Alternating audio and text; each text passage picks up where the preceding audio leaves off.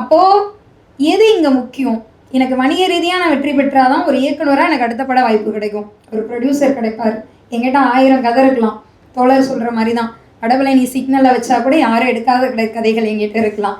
அல்லது கமர்ஷியலாக 2K கிட்ஸ்க்கு gen Z கிட்ஸ்க்கு ஏற்ப படங்கள் எடுக்கக்கூடிய கதைகளும் என்கிட்ட இருக்கலாம். ஆனால் நான் என்ன இந்த மக்களுக்கு கொடுக்க போகிறேன்? என் வேலை என்ன? அப்போ அதையும் தோழர் சொன்னார். தோழர் 7000 ரூபா சம்பளத்துக்கு இரும்பு கடையில் வேலை பார்த்துக்கிட்டு இருந்தேன் நான். இதே காட்டுத்தாங்கல்ல, அதே ஒரு சின்ன ரூமில். அப்போது மக்களுக்கான அரசியலையும் மக்களுக்கான கதையும் எடுக்கிறதா என்னோட வேலை. அந்த வேலையை நான் பண்ணுவேன். இதில் இன்னும் சரியாக சொல்லணும்னா படைப்பு சுதந்திரம் அப்படின்றதெல்லாம் இங்கே முழுக்க என்ன கேட்டால் சுத்தமாக இல்லை. அதுக்கு தான் சென்சார் போர்டுன்னு ஒன்று வச்சுருக்காங்க. அந்த சென்சார் போர்டு வந்து என்ன பண்ணுது நம்ம எல்லாருக்குமே தெரியும், ரொம்ப டீட்டெயில்டாக போல அதுக்குள்ளே.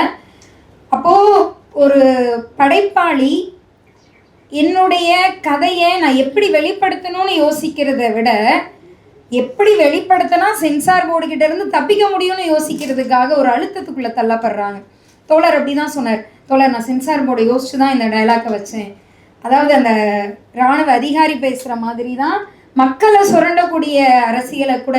இன்றைக்கி தண்டகாரண்ய பகுதியில் அவ்வளவு பெரிய கனிம வளங்கள் இருக்குது. முதல்ல அந்த டைலாக் வரும், அவ்வளோ கனிம வளங்கள் இருக்குது. அந்த கனிம வளங்கள் எடுத்தோம்னா இந்தியாவுக்கு பெரிய பொருளாதாரம் கிடைக்கும். ஆனால் அந்த பொருளாதாரம் கிடைத்து இந்தியா வளர்றதுக்கு மிகப்பெரிய தடையாக இருக்கிறது அங்கே இருக்கக்கூடிய நக்சலைட்டுகள், மாவோயிஸ்ட்டுகள். அப்படி வந்து அந்த அதிகாரி பேசுகிற டைலாக் இருக்கும்.